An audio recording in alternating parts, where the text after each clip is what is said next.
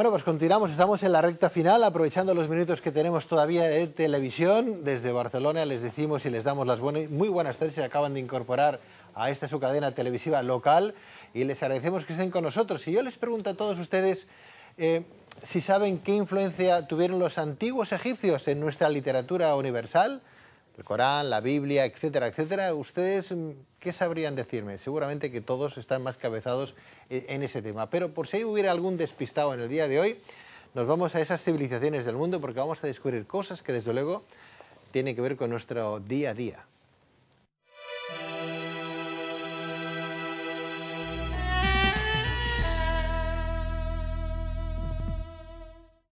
Pues vamos a hablar con nuestro buen invitado, el doctor Yogari Pujol, doctor en teología, doctor en textos bíblicos por la Universidad de Estrasburgo, que hoy ha tenido el honor y la amabilidad de acercarse para hablar de esa literatura universal y de dónde viene esa literatura. Doctor Pujol, muy buenas tardes y bienvenido. Muchas gracias, buenas tardes. Muy buenas tardes, doctor Yogari Pujol.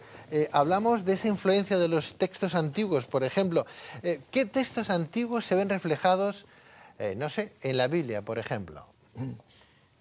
Yo creo que tendríamos que partir ya de algo que, digamos, los especialistas ya están aceptando 100%.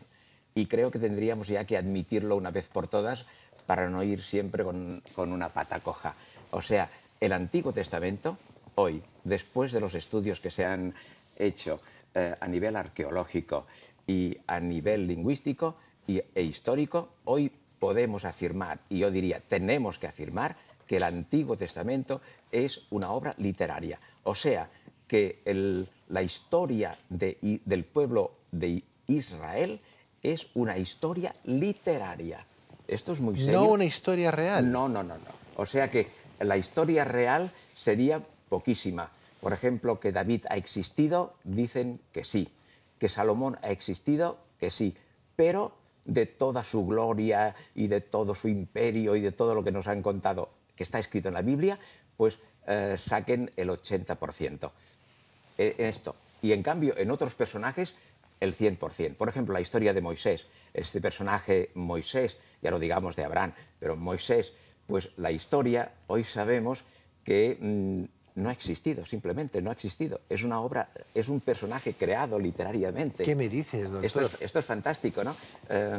Y arqueológicamente, este señor que ya todo el mundo tendríamos que conocer, que es Israel Finkelstein, de la Universidad Hebrea, pues ha hecho unos grandes estudios arqueológicos y ha publicado sus libros, etcétera, y ha corroborado pues lo que los historiadores y los lingüistas y lo que estamos estudiando, yo por ejemplo especialista en que son las fuentes egipcias del Nuevo Testamento, pues se descubre que detrás de lo escrito en la Biblia, del Antiguo Testamento, hay simplemente eso, fuentes egipcias que se han copiado y han hecho unos personajes pues fantásticos, ¿no? Y entre ellos el Moisés. Sabemos, doctor Pujol, que los egipcios tenían una literatura, bueno, que causaba furor en el resto del mundo, ¿verdad? Es más, tenemos libros como La Atlántida, Sedme I, Sedme II.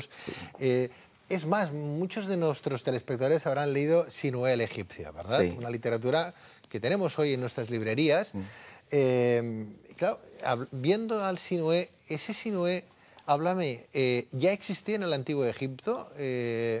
Tenemos un cuento, una historia de un personaje muy importante, un príncipe de la corte real, que el título de esta obra pues es precisamente Sinué el egipcio, ¿no? Y entonces este Sinué el egipcio, escrito hace pues 4000 años, o sea que es un texto del 2000, 2100 antes del hecho cristiano. Es un texto, pues se dice incluso que es uno de los primeros textos psicológicos. ¿Por qué? Porque se trata de un príncipe que está en la corte real y en aquel momento en que se muere el faraón, él no está presente en la corte, pero teme pues lo que va a pasar allí en la corte y entonces huye, huye y se va pues a vivir con los beduinos, etc.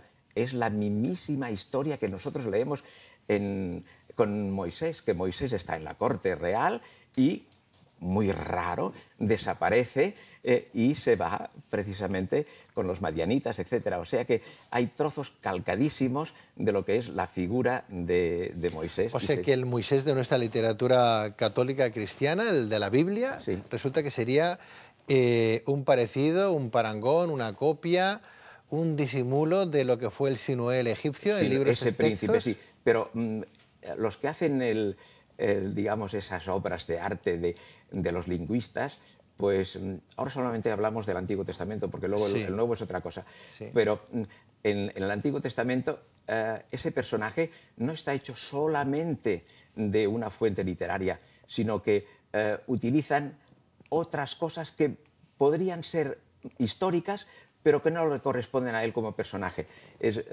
Tenemos una lista de cosas que habrá hecho Moisés, pero los especialistas en historia dicen, qué curioso, esto no corresponde a este señor, sino que es de 400 años antes, o, en fin, bueno, después de él, porque lo situamos en el año 1200, pero cosas que el Antiguo Testamento no se escribió en aquel momento, pues a los 1200 años del hecho cristiano, sino que hoy sabemos también que todo es posterior al reino de Josías del año 600 y tal. O sea que todo el Antiguo Testamento está escrito después del año menos 600. Esto es también muy importante. Y entonces los que hicieron esta obra literaria pues cogen cosas de Egipto y algunos hechos de otros personajes y hacen un conjunto, una amalgama y presentan un personaje como es Moisés. O sea que esto es muy importante porque hemos de irlo aceptando, porque ya desde todos los registros de todas las ciencias, como digo, históricas y arqueológicas y literarias, etcétera, todo confluye en el mismo resultado. El Antiguo Testamento nos ofrece simplemente una historia inventada, digamos, literaria. Doctor Pujol, ¿te parece bien? Lástima que hoy podríamos estar hablando contigo muchísimo más tiempo, pero no tenemos más tiempo, pero se me ocurre que podríamos escalonar de alguna manera, repartir, realizar acortes o parcelar, ¿verdad?, este discurso tuyo. ¿Qué te parece si vienes la semana que viene y nos hablas del Antiguo Testamento nuevamente, de esas fuentes egipcias, y vamos un poco recuperando la historia hasta acabar en el Nuevo Testamento, los Evangelios, cuándo fueron escritos, y les explicamos a todos nuestros telespectadores esa visión que tú tienes, por ejemplo, y que tienen muchos investigadores, la propia arqueología, de los hechos esos que hoy nos están relatando, los que nos explica la propia Iglesia, y que a veces tendríamos que medir con mucha lupa. Yo no tengo ningún inconveniente, al contrario, pues vivo para eso, para dar a conocer lo que creo que nos puede beneficiar en muchos aspectos, aspectos culturales y aspectos espirituales. Pues doctor Jogari Pujol, gracias. La semana que viene te espero y empezamos a hablar en esta pequeña charlas entre amigos de este pequeño. Vamos a hacer un pequeño curso televisivo. Gracias, gracias doctor. A ti.